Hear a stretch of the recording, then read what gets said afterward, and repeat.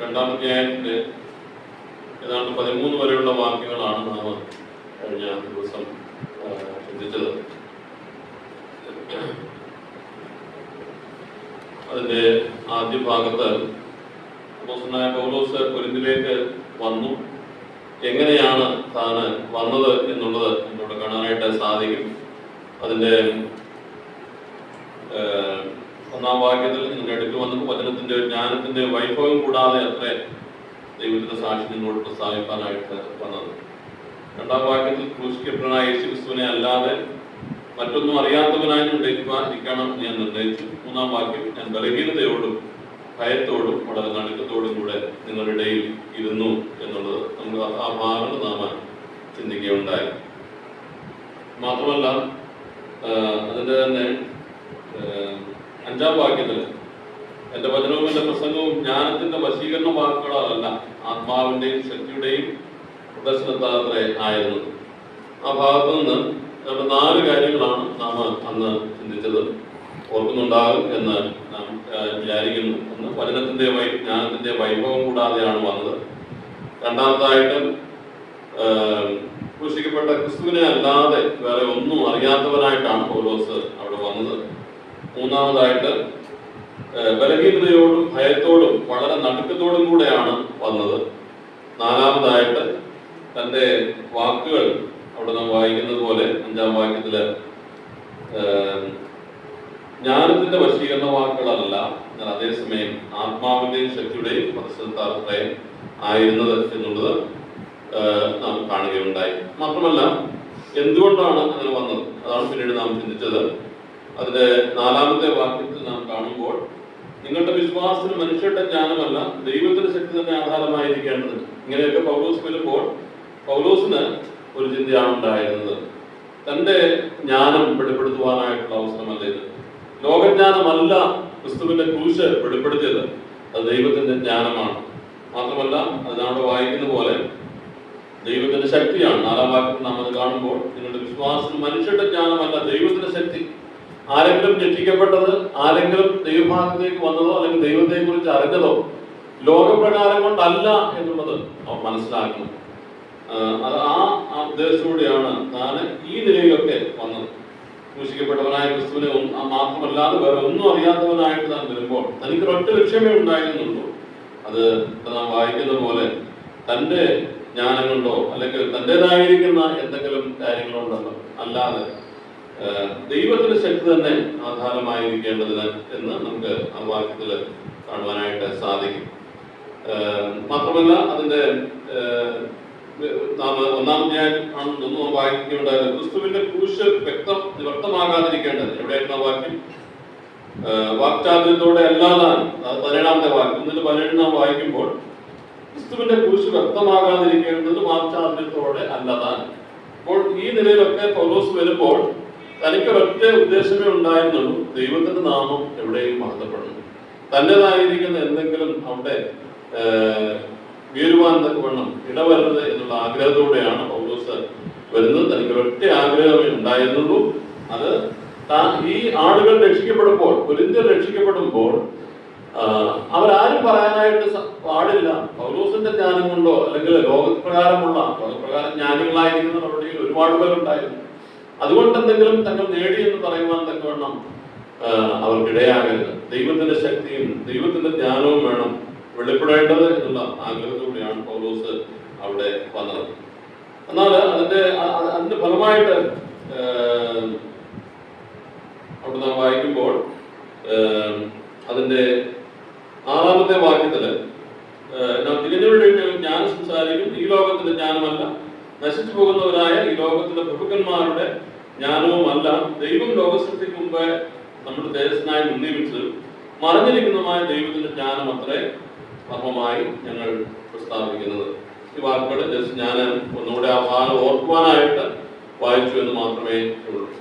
നാം ആ ഭാഗം വായിക്കുമ്പോൾ അതിൽ 1-7 നാം വായിച്ച ഭാഗം നമുക്ക് ചിന്തിച്ചതാണ്.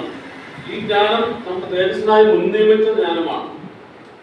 ഇത് മറഞ്ഞിരുന്നതാണ്, മർമ്മമായിരുന്നതാണ് ഒരിക്കല്. എന്നാൽ ഇപ്പോഴത് വെളിപ്പെട്ട് കിട്ടിയിരിക്കുന്നു എന്നുള്ളതാണ് പൗലോസ് ഇവിടെ പറയുന്നത്.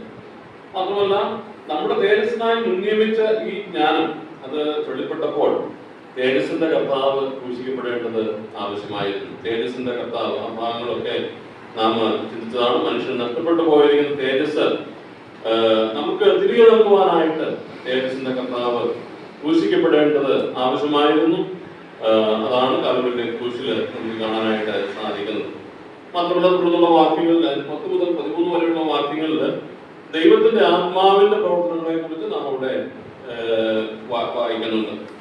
ദൈവം ഈ രക്ഷയോടുള്ള ബന്ധത്തിൽ നാം ചിന്തിക്കുമ്പോൾ, നമ്മുടെ രക്ഷയോടുള്ള ബന്ധത്തിൽ നാം ചിന്തിക്കുമ്പോൾ ദൈവത്തിനും പുത്രനായ ക്രിസ്തുവിനും അതേപോലെ തന്നെ ദൈവത്തിന്റെ ആത്മാവിനും വ്യക്തമായിരിക്കുന്ന പങ്കാളിത്തം ഈ നമ്മുടെ രക്ഷയോടുള്ള ബന്ധത്തിൽ. ഞാൻ ഒരാൾ രക്ഷിക്കപ്പെട്ട് മുൻപോട്ട് വന്നിരിക്കുമ്പോൾ ദൈവത്തിന്റെ പിതാവായ ദൈവത്തിന്റെയും കർത്താവായ പുത്രനായിരിക്കുന്ന ക്രിസ്തുവിന്റെയും പരിശുദ്ധാത്മാവിന്റെയും ഏകോപിച്ചുള്ളതായിരിക്കുന്ന ഒരു പ്രവർത്തനത്തിന്റെ അതിന്റെ ഒരു ഫലമായിട്ടാണ് ഞാൻ ഒരാൾ രക്ഷിക്കപ്പെട്ടത് എന്നുള്ളത് നമുക്ക് മനസ്സിലാക്കുവാനായിട്ട് സാധിക്കും. ഇവിടെ തന്നെ ദൈവം അത് മുൻനിയമിച്ചു. 7-ാമത്തെ വാക്യം നാം വായിക്കുമ്പോൾ ദൈവം അത് മുൻനിയമിച്ചു. 8-ാമത്തെ വാക്യം നാം വായിക്കുമ്പോൾ തേജസ്സിന്റെ കർത്താവ് ക്രൂശിക്കപ്പെട്ടു. പിതാവ് നമുക്ക് വേണ്ടിയിട്ട് മുൻനിയമിച്ചു. തേജസ്സിന്റെ കർത്താവ്, അതായത് കർത്താവായ യേശുക്രിസ്തു ക്രൂശിക്കപ്പെട്ടു. തുടർന്നുള്ള വാക്യങ്ങൾ നാം വായിക്കുമ്പോൾ ദൈവത്തിന്റെ ആത്മാവിന്റെ പ്രവർത്തനം നമുക്ക് കാണാനായിട്ട് സാധിക്കും. 10-ാം വാക്യത്തില് നമുക്ക് ദൈവം തന്റെ ആത്മാവിനാൽ വെളിപ്പെടുത്തിയിരിക്കുന്നു. എങ്ങനെയാണ് ഒരാൾ രക്ഷിക്കപ്പെടുന്നത്? ഒരാൾ രക്ഷിക്കപ്പെടണമെങ്കിൽ ദൈവാത്മാവ് വെളിപ്പെടുത്തി കൊടുത്തിട്ടല്ലാതെ, യോഹന്നാന്റെ വാക്യമൊക്കെ നമ്മൾ ചിന്തിച്ചതാണ്. യോഹന്നാൻ 16-ാം അധ്യായം 8-ാം വാക്യത്തില് ദൈവത്തിന്റെ ആത്മാവിനെ അയക്കുന്ന കാര്യം കർത്താവ് പറയുന്നുണ്ട്. അവൻ വന്ന് പാപത്തെ കുറിച്ചും നീതിയെ കുറിച്ചും ന്യായവിധിയെ കുറിച്ചും നിങ്ങൾക്ക് ബോധം വരുന്നു. അപ്പോൾ ആത്മാവിന്റെ പ്രവർത്തനമില്ലാതെ, മാത്രമല്ല ആത്മാവെന്ന ആദ്യദാനമാണ് നമുക്ക് ലഭിച്ചിരിക്കുന്നത്. പരിശുദ്ധാത്മാവിന്റെ പ്രവർത്തനമില്ലാതെ ആർക്കും തന്നെ രക്ഷയിലേക്ക് വരുവാനായിട്ട് സാധിക്കുന്നില്ല. രക്ഷയോടുള്ള ബന്ധത്തിൽ നാം അങ്ങനെ ചിന്തിക്കുമ്പോൾ പിതാവായ ദൈവത്തിന്റെ മുന്നറിവ്, പുത്രനായിരിക്കുന്ന ക്രിസ്തുവിന്റെ മുന്നറിവ് എന്ന് പറയുമ്പോൾ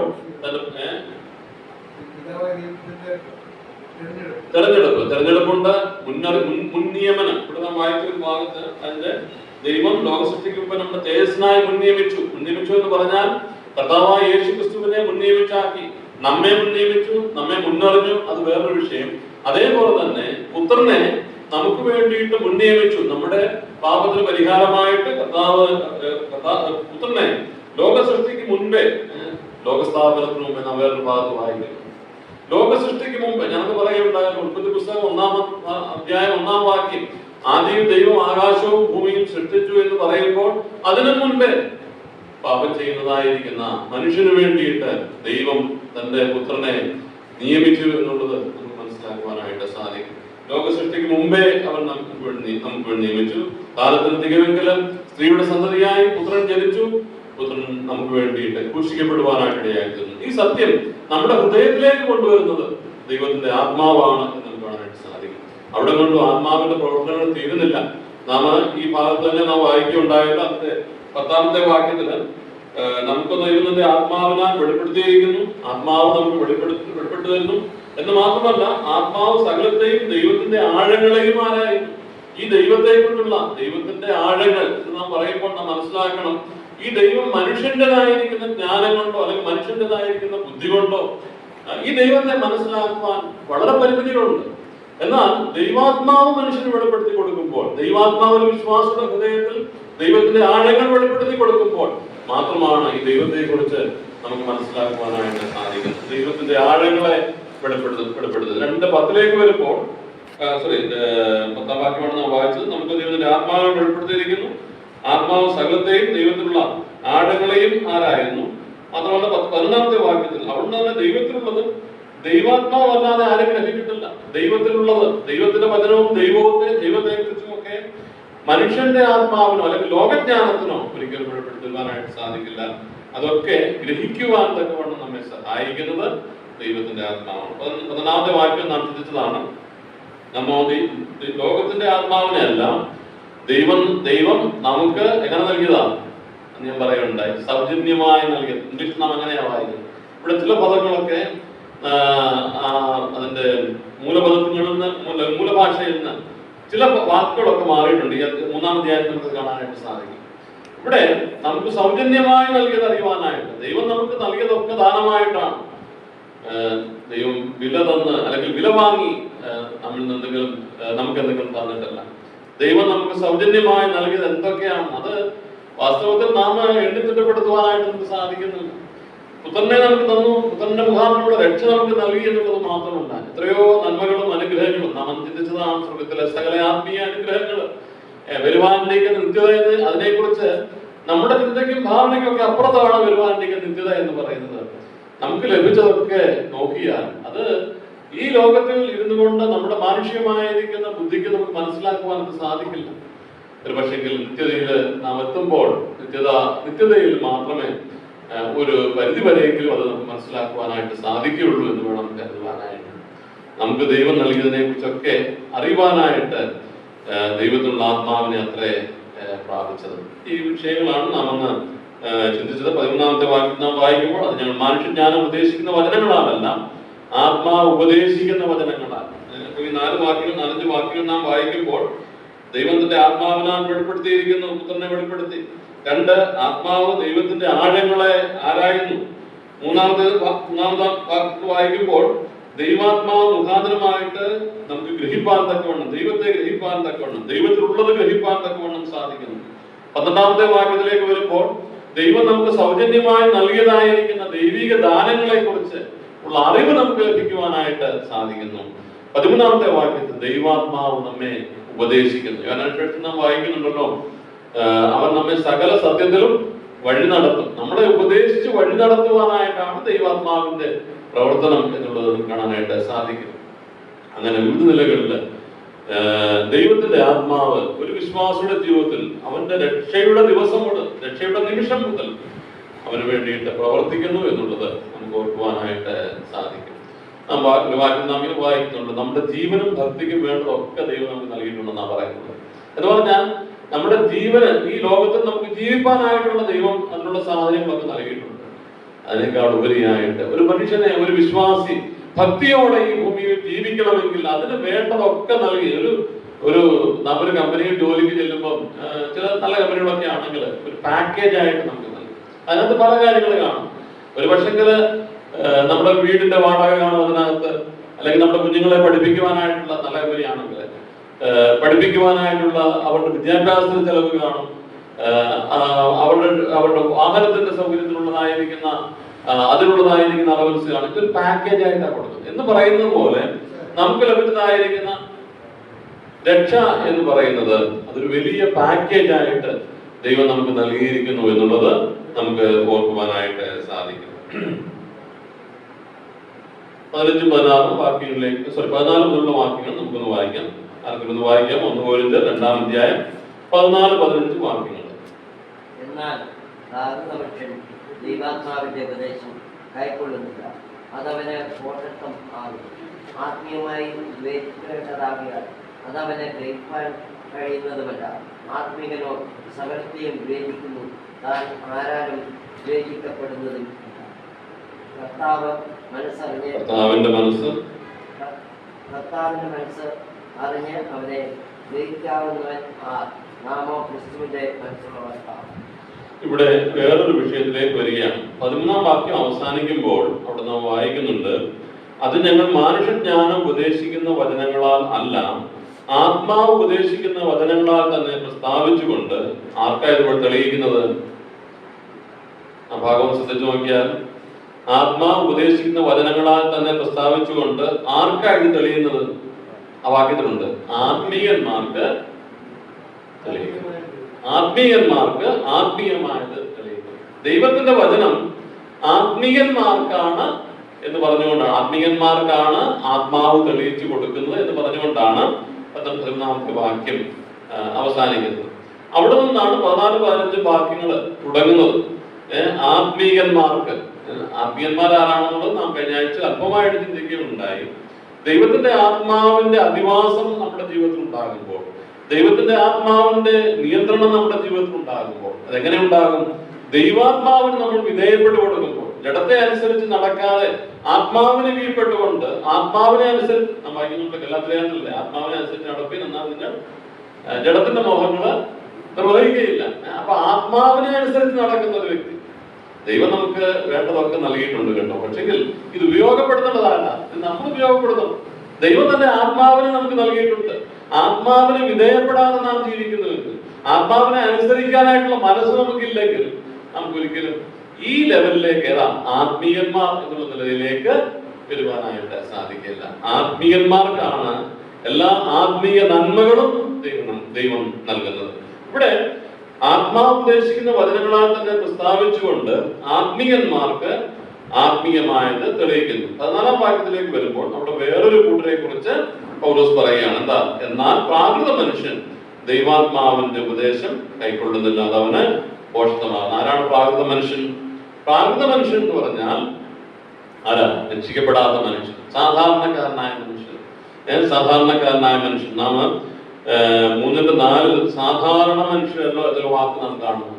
അപ്പോൾ സാധാരണയായിട്ട് ഈ ലോകത്ത് നാം കാണുന്ന മനുഷ്യൻ, ക്രിസ്തുവിനെ കുറിച്ച്, ക്രിസ്തുവിനെ രക്ഷിതാവായി സ്വീകരിക്കാതെ, പാപമോചനം പ്രാപിക്കാതെ ലോകത്തിൽ ജീവിക്കുന്ന അനേക കോടി സാധാരണ മനുഷ്യരുണ്ട്. ശേഷം മനുഷ്യർ എന്നുള്ള വേറൊരു വാക്യത്തിൽ നാം അവിടെ തന്നെ കാണുന്നുണ്ട്. 3-ാമത്തെ വാക്യം 3:3 നാം ശേഷം മനുഷ്യർ എന്ന് കാണുന്നു. 4-ാം വാക്യത്തിലേക്ക് 3:4 വരുമ്പോൾ സാധാരണ മനുഷ്യൻ. ഈ സാധാരണ മനുഷ്യനെ കുറിച്ചാണ് ഇവിടെ പ്രാകൃത മനുഷ്യൻ എന്ന് പറയുന്നത്. അവൻ രക്ഷിക്കപ്പെട്ടില്ലാത്തവനാണ്, ദൈവവുമായിട്ട് യാതൊരു ബന്ധവുമില്ലാത്തവരാണ്, ലോകത്തിൻ്റെതായിരിക്കുന്ന ജ്ഞാനവും ലോകത്തിൻ്റെതായിരിക്കുന്ന ബുദ്ധിയും അനുസരിച്ച് ജീവിക്കുന്നവരാണ്. അവരെ കുറിച്ച് ആണ് അവിടെ പറയുന്നത്. ദൈവാത്മാവിന്റെ ഉപദേശം കൈക്കൊള്ളുന്നില്ല, അത് അവന് പോഷകമാകുന്നു. നാം 1-ാം അധ്യായത്തിന്റെ 18-ാമത്തെ വാക്യത്തിൽ നാം വായിച്ചിട്ടുള്ളത് എങ്ങനെയാ? വാക്യം 1:18.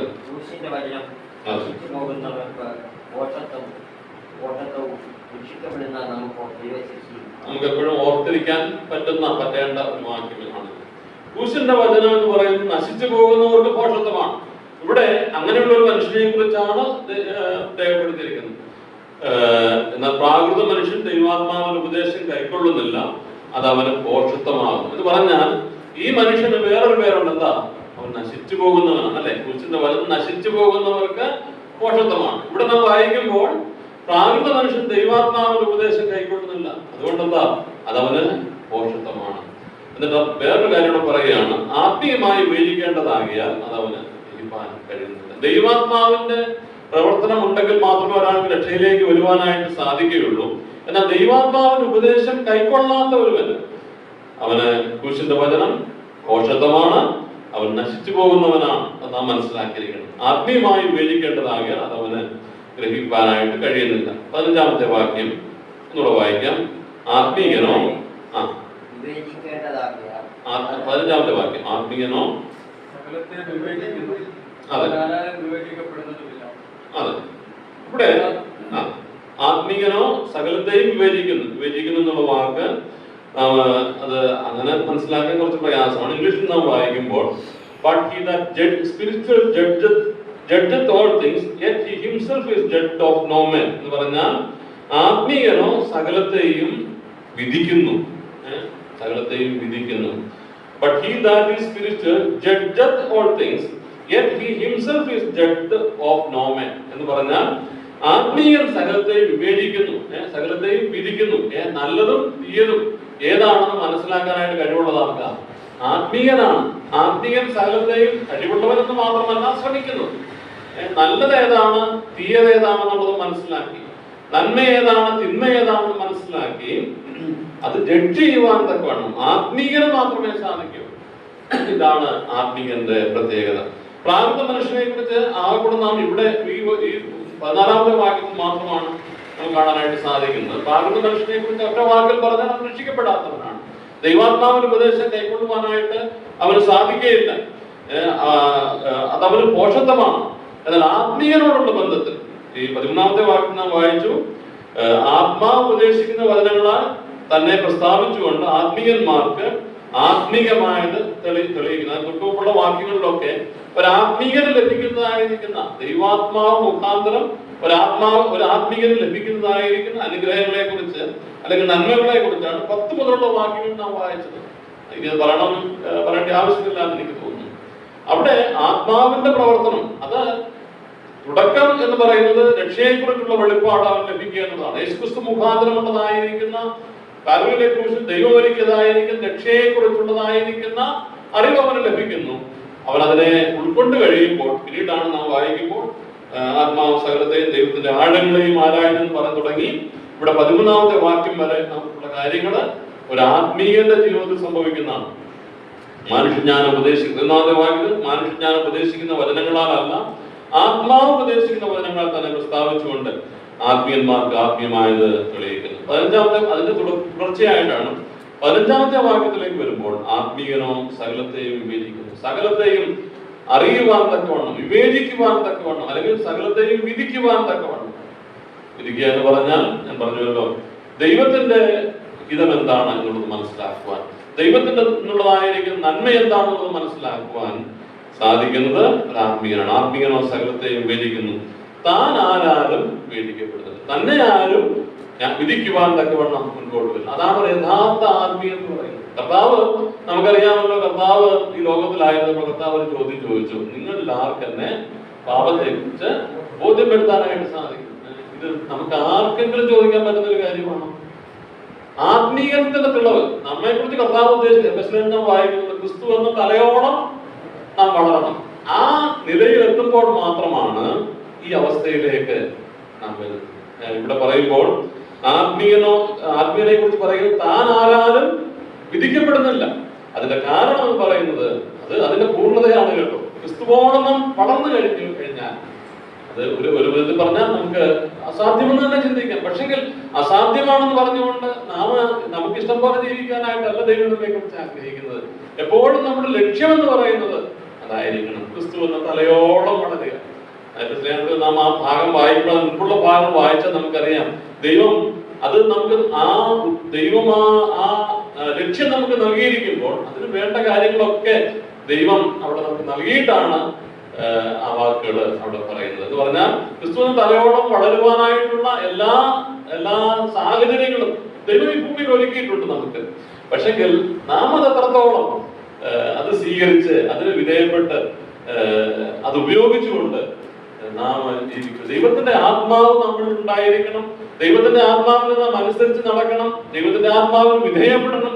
അങ്ങനെയെങ്കിൽ മാത്രമേ നമുക്ക് ആത്മീയൻ എന്നുള്ള നിലയിലേക്ക് വരുവാനായിട്ട് സാധിക്കുള്ളൂ. ഇവിടെ നാം വായിക്കുന്നത് ആത്മീയനോ സകലത്തെയും വിവേചിക്കുന്നു, താൻ ആരാലും വിവേചിക്കപ്പെടുന്നുമില്ല. 16ാമത്തെ വാക്യം,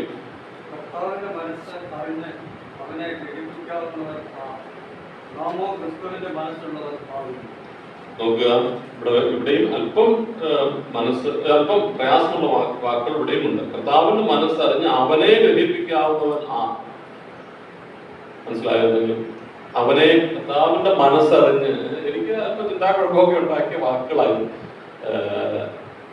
കർത്താവിന്റെ മനസ്സറിഞ്ഞ് അവനെ ഗ്രഹിപ്പിക്കാവുന്നവൻ എന്താ അർത്ഥം? ദൈവഹിതം മനസ്സിലാക്കി ദൈവഹിതത്തിനനുസരിച്ചാണ് ഞാൻ ജീവിക്കുന്നതെന്ന് അവനെ ബോധ്യപ്പെടുത്തുവാനായിട്ട് എനിക്ക് സാധിക്കണം, അവനെ ഗ്രഹിപ്പിക്കുവാനായിട്ട് എനിക്ക് സാധിക്കണം. കർത്താവിന്റെ മനസ്സ് അറിഞ്ഞ്, കർത്താവിന് എന്ന് പറഞ്ഞാൽ എന്താ, നമ്മുടെ ക്രിസ്തീയ ജീവിതത്തിൽ ദൈവഹിതം എന്താണെന്നുള്ളത് മനസ്സിലാക്കി അവനെ ഗ്രഹിപ്പിക്കാവുന്നവൻ ആത്മീയന്റെ ലക്ഷണങ്ങളായി പറഞ്ഞു വരുന്നത്. ഈ 10ാം വാക്യം മുതൽ നാം കേൾക്കുന്ന കാര്യങ്ങളൊക്കെ ആത്മീയന്റെ ലക്ഷ്യങ്ങളാണ്, ആത്മീയന്റെ ലക്ഷണങ്ങളാണ്. ഇവിടെ നാം വായിക്കുമ്പോൾ 15ാമത്തെ വാക്യം നാം വായിച്ചു, ആത്മീയനോ സകലത്തെ വിവേചിക്കുന്നു, താൻ ആരാലും വിവേചിക്കപ്പെടുന്നില്ല. ആത്മീയനെ കുറിച്ച് അനേക കാര്യങ്ങളോട് പറഞ്ഞിട്ടുണ്ട്. പ്രാകൃതനെ കുറിച്ച് ഒറ്റ വാക്യത്തിൽ അത് അവസാനിപ്പിക്കുകയും ചെയ്യുന്നത്.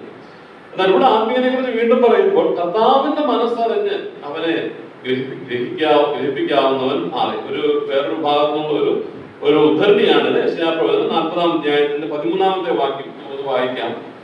യെശയ്യാവ് 40:13.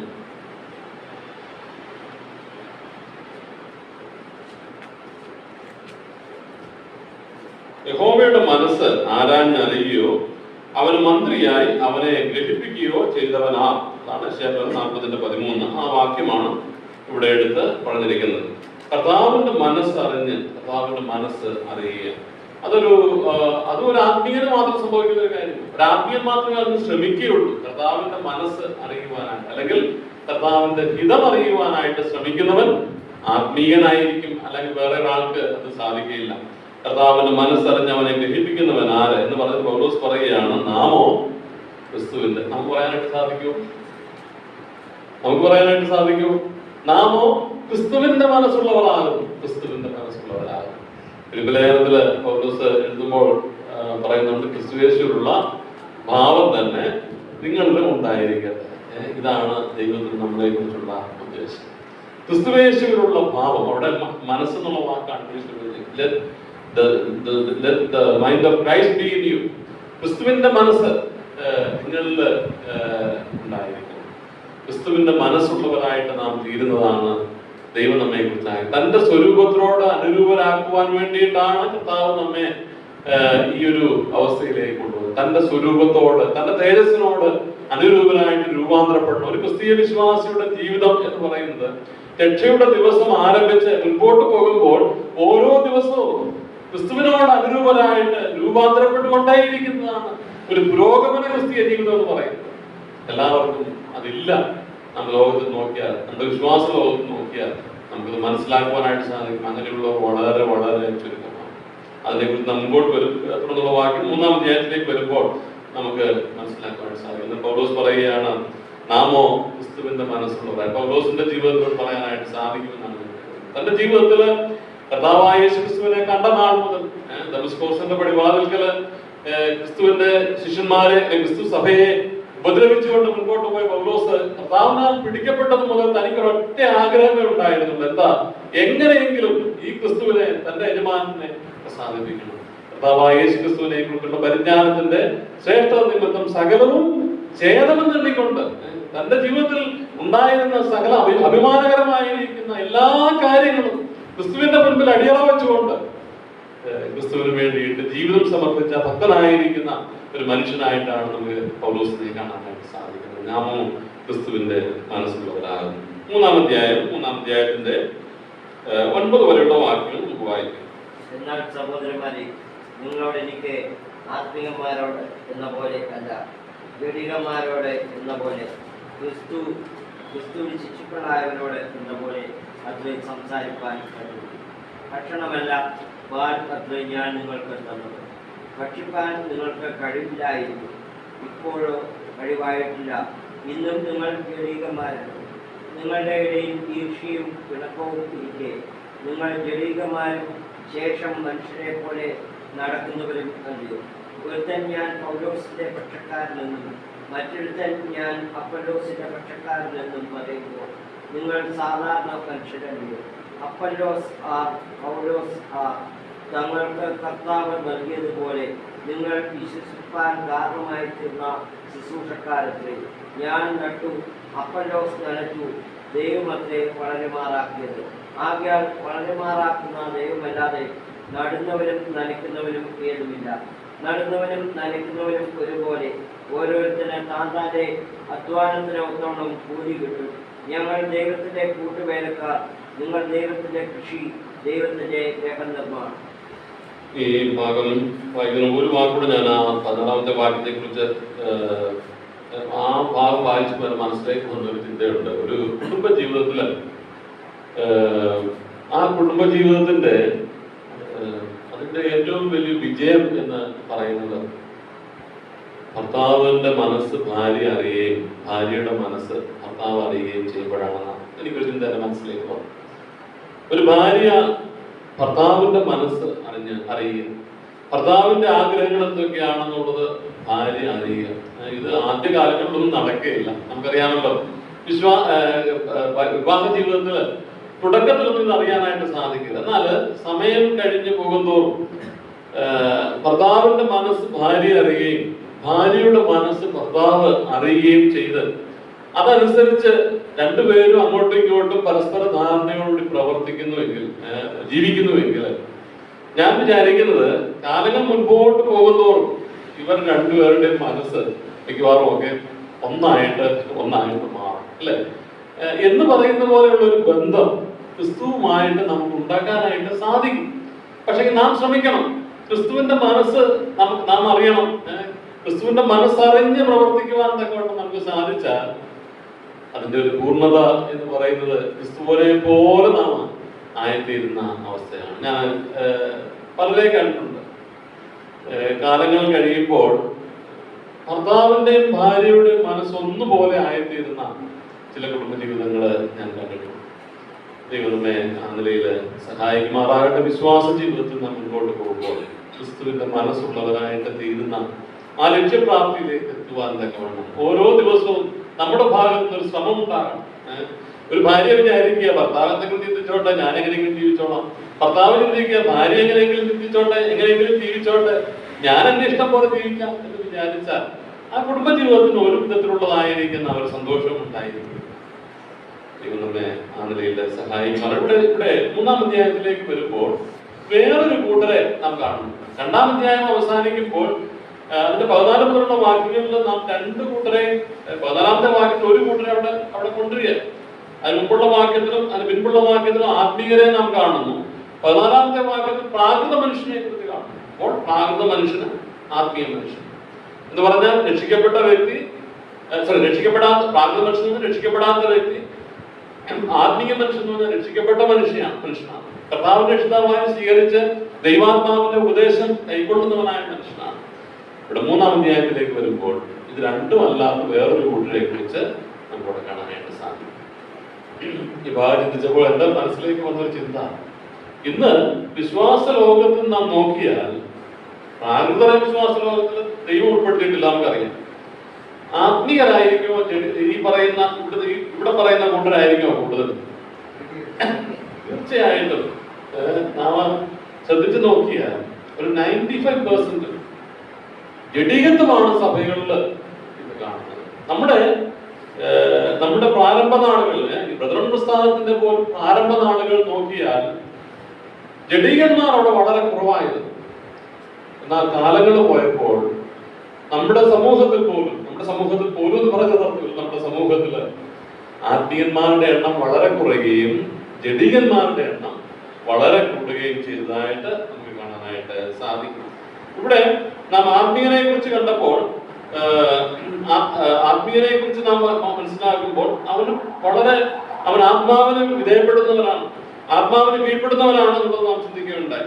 ചുരുക്കമായിട്ട് ആത്മീയ മനുഷ്യനെ കുറിച്ച് ഈ വ്യത്യാസം നമുക്കൊന്ന് കാണാനായിട്ട് 2-3 വാക്യങ്ങൾ നമുക്കൊന്ന് നോക്കാം. ഒന്ന് റോമാലേഖനത്തിലാണ്, അത് കൂടുതൽ വ്യക്തമായിട്ട് കാണും. റോമാലേഖനം 8-ാം അധ്യായം 4-ാമത്തെ വാക്യം. റോമർ 8:4. ആരാണ് ആത്മീയൻ, ആരാണ് ജഡീകൻ? 2 കൂട്ടരും രക്ഷിക്കപ്പെട്ടവരാ, അത് നാം മനസ്സിലാക്കണം. എന്നാൽ ആത്മീയൻ ആരാണ്? റോമാലേഖനം 8:4. ആത്മാവിനെ അനുസരിച്ച് നടക്കുന്നവനാണ് ആത്മീയൻ. രണ്ടാമതായിട്ട് അതിന്റെ 5-ാമത്തെ വാക്യത്തിൽ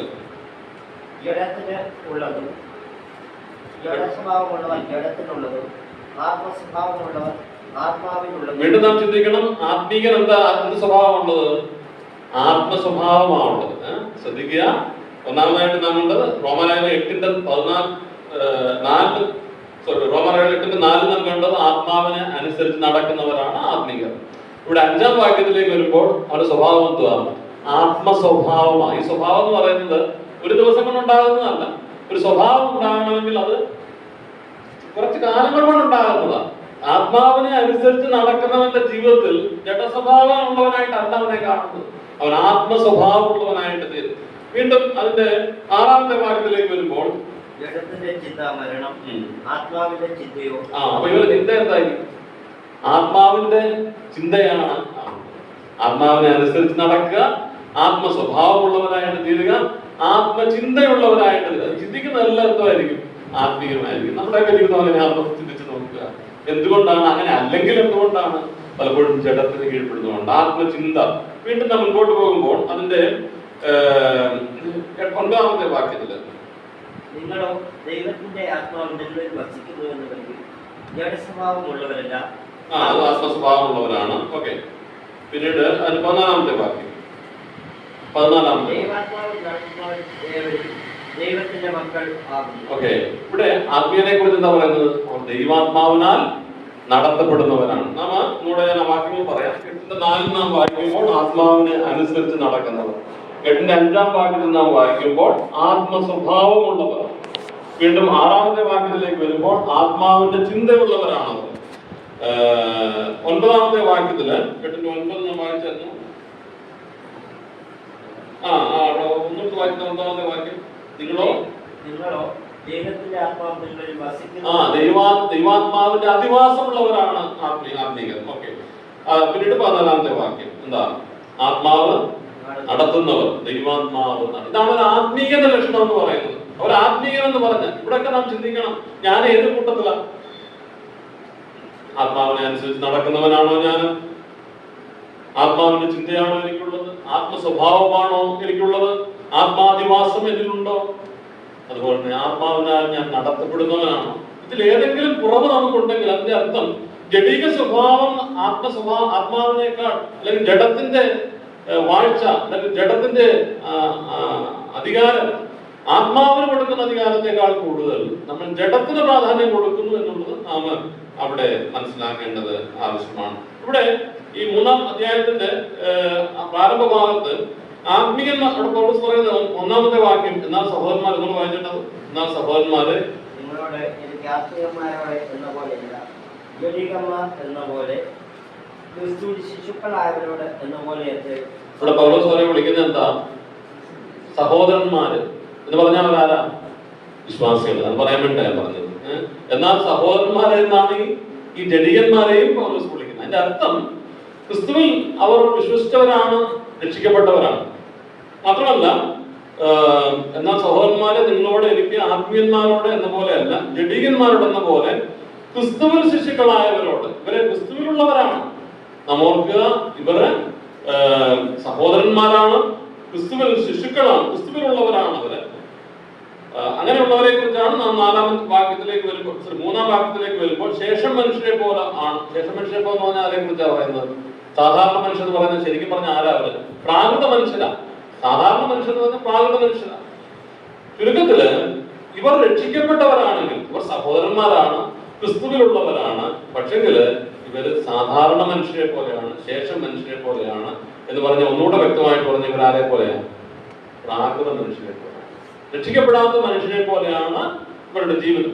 രക്ഷിക്കപ്പെട്ടവരാണെങ്കിലും ഇവരുടെ ജീവിതം രക്ഷിക്കപ്പെടാത്ത മനുഷ്യരെ പോലെയാണ്. നാം ആ ഭാഗം തുടർന്ന് വരുമ്പോൾ നമുക്കത് പിന്നെയും മനസ്സിലാക്കുവാനായിട്ട് സാധിക്കും.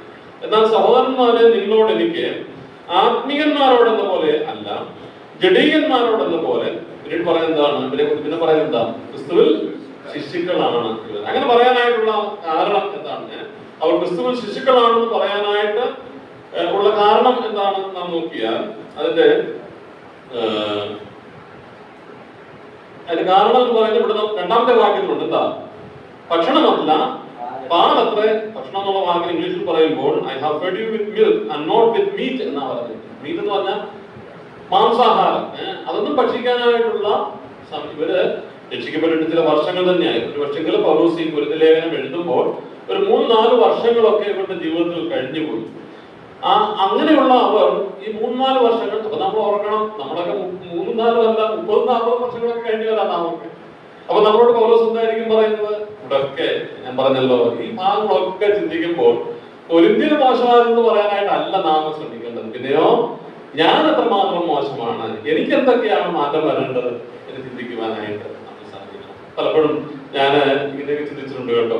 യൂദയെ കുറിച്ചും പത്രോസിനെ കുറിച്ചൊക്കെ വളരെ മോശമായിട്ട് നാം പലപ്പോഴും സംസാരിക്കാറുണ്ട്. തെറ്റല്ല, യൂദ കർത്താവിനെ ഒറ്റിക്കൊടുത്തു എന്ന് പറഞ്ഞ് നാം പലപ്പോഴും അത് വളരെ വലിയ കാര്യമായിട്ട് പറഞ്ഞു. പത്രോസ് കർത്താവിനെ തള്ളി പറഞ്ഞു.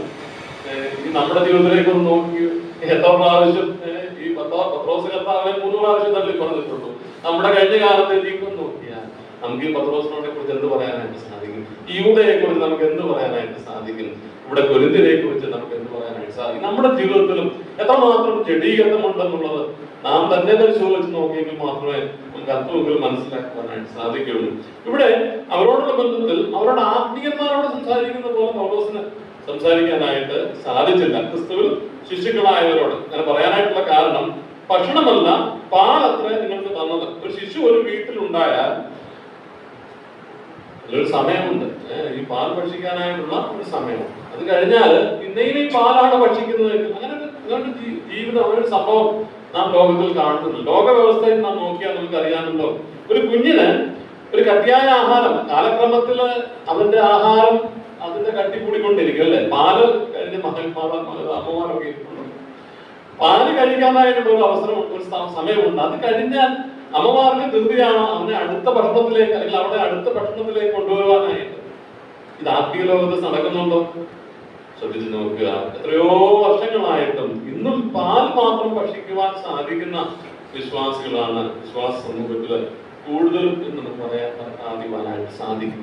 ഒരു കുഞ്ഞിന് ഭവനത്തിൽ ജനിച്ചാൽ ആ കുഞ്ഞു വളരണമെന്നുള്ളതാണ് അതിന്റെ മാതാപിതാക്കളുടെ ആഗ്രഹം എന്ന് പറയുന്നത് പോലെ ഒരു വിശ്വാസി രക്ഷിക്കപ്പെട്ട് മുൻപോട്ട് വരുമ്പോൾ ദൈവത്തിന് ആ കുഞ്ഞിനെ കുറിച്ചുള്ള അല്ലെങ്കിൽ ആ വ്യക്തിയെ കുറിച്ചുള്ള ആഗ്രഹം എന്ന് പറയുന്നത് ആ വ്യക്തി ശിശുവായിട്ട് ഇരിക്കുന്നതിനേക്കാൾ അപ്പുറമാണ്, ഇരിക്കുവാനായിട്ടല്ല. പിന്നെയോ അത് ആത്മീയമായിട്ടുള്ള വളർച്ച അവിടെ ഉണ്ടാകണം എന്നുള്ളതാണ് ദൈവം ആ വിശ്വാസിയെ കുറിച്ച് ആഗ്രഹിക്കുന്നത് കാണാനായിട്ട് സാധിക്കും. എബ്രായലേഖനകാരന് പൗലോസാണെന്ന് വിചാരിക്കുന്നു. പൗലോസ് ഇതേ കാര്യം തന്നെ അവിടെ പറയുന്നുണ്ട്. 5-ാം അധ്യായത്തിൽ, എബ്രായലേഖനം 5-ാം അധ്യായം 12-14 വരെയുള്ള വാക്കുകൾ അറിയാവുന്ന വാക്കുകളാണ് ഇതൊക്കെ. 5-12 വരെ. കാലം നോക്കിയാൽ ഇപ്പോൾ ഉപദേഷ്ടാക്കന്മാർ ആയിരിക്കേണ്ടെന്ന നിങ്ങൾക്ക് ദൈവത്തിന്റെ അരുളപ്പാടുകളുടെ ആദ്യപാഠങ്ങളെ തന്നെ വീണ്ടും ഉപദേശിച്ചു തരുവാൻ ആവശ്യമായിരിക്കും.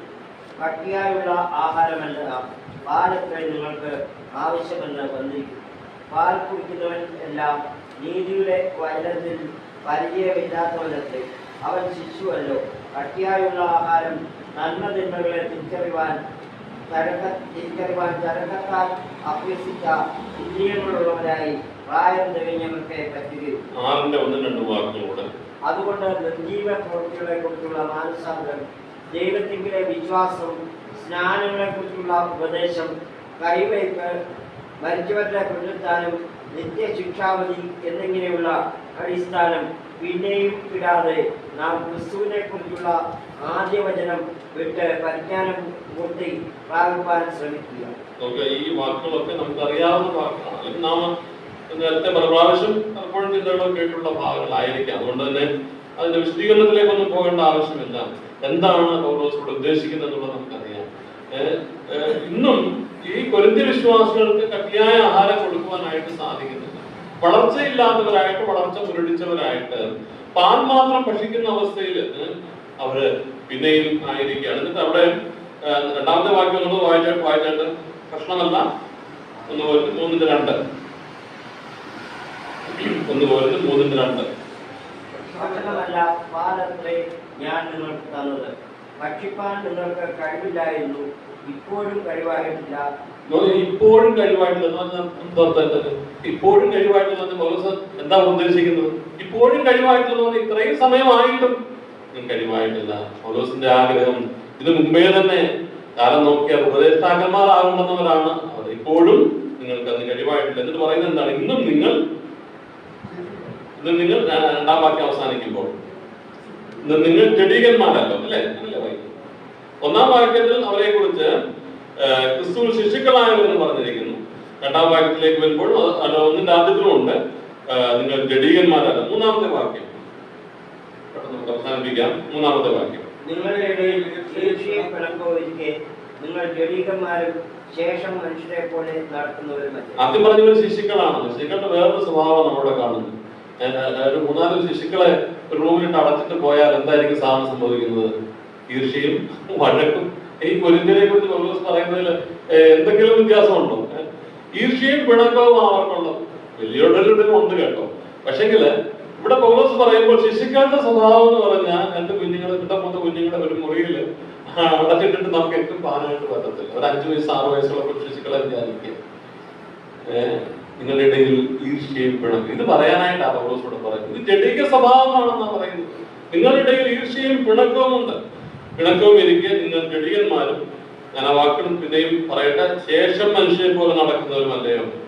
4-ാമത്തെ വാക്യത്തില് ഒരുത്തൻ ഞാൻ പൗലോസിന്റെ പക്ഷക്കാരനെന്നും മറ്റൊരുത്തൻ ഞാൻ അപ്പൊല്ലോസിന്റെ പക്ഷക്കാരനെന്നും പറയുമ്പോൾ നിങ്ങൾ സാധാരണ മനുഷ്യരല്ലേ എന്ന് പറഞ്ഞാൽ നിങ്ങൾ വിശ്വാസ ജീവിതത്തിലേക്ക് വന്നു എന്നത് ശരിയാ. പക്ഷെ നിങ്ങൾ ഇന്നും ശിശുക്കളാണ്, നിങ്ങളിന്നും ജഡീകന്മാരാണ്, നിങ്ങളുടെ ഈർഷ്യയും പിണക്കവും ഉണ്ട് എന്ന് പറഞ്ഞാൽ എന്റെ അർത്ഥം നിങ്ങൾ ആത്മീയമായിട്ട് ഇന്നും പക്വത പ്രാപിച്ചിട്ടില്ല. നിങ്ങൾ ഇന്നും ശിശുക്കളാണ്. നാം ഇന്ന് നോക്കിയാൽ എത്രയോ സഭകളാണ് ഈർഷ്യയും പിണക്ക നിമിത്തമായിട്ട് ഭിന്നതയുള്ളതായിരിക്കുന്ന. ഇനി ചില സഭകളിലൊക്കെ പുറമേ കാണുന്നില്ല എങ്കിലും അകത്ത് വിശ്വാസികൾ തമ്മിൽ അതൊരു വലിയ പ്രശ്നമായിട്ടൊന്നും വെളിയിൽ വരത്തക്കവണ്ണം ഉണ്ടായിട്ടില്ലായിരുന്നത് ശരിയായിരിക്കാം. പക്ഷെങ്കില് ഈർഷ്യയും പിണക്കവും ഉണ്ടെങ്കിൽ അതിന്റെ അർത്ഥം നിങ്ങൾ ശിശുക്കളാണ്. നമ്മുടെ സഭകളില് വാസ്തവത്തിൽ ഈ നാടുകളില് ഒരുതിനേക്കാൾ അല്പം പോലും ഭിന്നമല്ലാത്തതായിരിക്കുന്ന ഒരു സാഹചര്യമാണ് ഉള്ളത് എന്ന് ഞാൻ പറഞ്ഞാൽ എനിക്ക് തോന്നുന്നില്ല അതിനകത്ത് എന്തെങ്കിലും തെറ്റ് ഉണ്ട്. കേവലം ശിശുക്കളായിട്ട് കാലം നോക്കിയ ഉപദേഷ്ടാക്കന്മാരായിരിക്കേണ്ടവർ 4 വർഷം പാത്രം പ്രായമുള്ള വിശ്വാസികളാണ്, കൊരിന്തി വിശ്വാസികളാണ് അപ്പോസ്തലനായ പൗലോസ് പറയുന്നത്. 30-40 വർഷമൊക്കെ ആയിട്ടും ഈ ആത്മീയ പക്വതയിലേക്ക് ഈർഷ്യയും പിണക്കവും ഒരു സഭയിൽ ഉണ്ടെന്ന് അറിഞ്ഞാൽ അതിന്റെ അർത്ഥം എന്ന് പറയുന്നത് ഇന്നും അവർ ശിശുക്കളാണെന്നുള്ളതാണ്. നമ്മുടെ സഭകളെ കുറിച്ച്, നമ്മുടെ വ്യക്തി ജീവിതത്തെ കുറിച്ച് ചിന്തിക്കുവാൻ തക്കവണ്ണം ദൈവം നമ്മെ സഹായിക്കുമാറാകട്ടെ. നമുക്ക് ഇന്ന് അവസാനിപ്പിക്കാം. ഞാൻ എങ്ങും എത്തിയിട്ടില്ല. ദൈവം എന്ന് വെച്ചാൽ കർത്താവ് അനുവദിക്കുന്നില്ല, അടുത്ത ആഴ്ച വീണ്ടും തുടരാം. ദൈവം സഹായിക്കട്ടെ. വീണ്ടും ഒരിക്കൽ കൂടെ നിങ്ങളുടെ പ്രാർത്ഥന ഞാൻ പറയുമ്പോൾ എല്ലാ പ്രസംഗങ്ങളും എല്ലാ ബൈബിൾ ക്ലാസ്സുകാരും പറയുന്നതായിട്ട് നിങ്ങൾ എടുക്കരുത്. തീർച്ചയായിട്ടും തന്നെ ഓർത്ത് പ്രാർത്ഥിക്കണം. ആവശ്യമായിരിക്കും ദൈവം ലഭിക്കണം. ഇത് മുഖാന്തരം സഭയ്ക്ക് അനുഗ്രഹം ഉണ്ടാകണം. എന്റെ ജീവിതത്തിലും പറയട്ടെ, എന്റെ ജീവിതത്തിലും എന്റെ കുറവുകളെ കാണുവാൻ തക്കവണ്ണം ദൈവാത്മാവ് സഹായിക്കണം. പ്രാർത്ഥന ഓർക്കണമെന്ന് അപേക്ഷിക്കുന്നു. ദൈവം വാഴ്ത്തപ്പെടും.